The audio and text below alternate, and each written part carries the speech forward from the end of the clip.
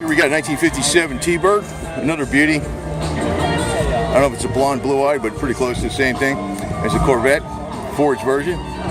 But you know, this is why guys worked on their cars.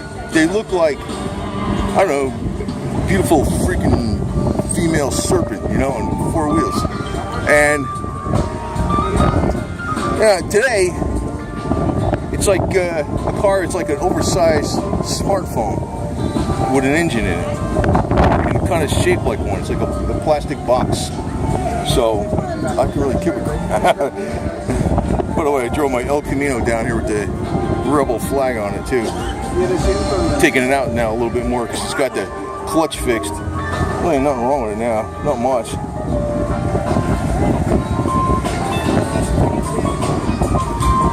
Sweet ride. You got your radio in there. You don't even need a radio with this car, though, for crying out loud, you know? And back in the day, the radio didn't have as many commercials.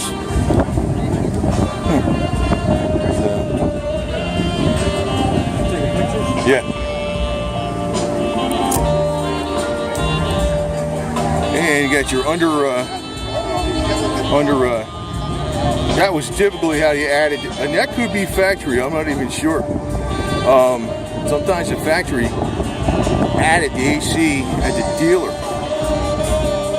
That could be factory. That could be.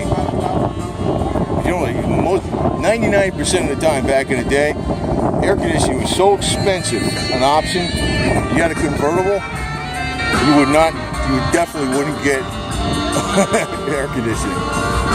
This car is like really decked out. Wire wheels. Then you got your vents over here. And of course your wheel fender, whatever you call it, fender skirts, whatever.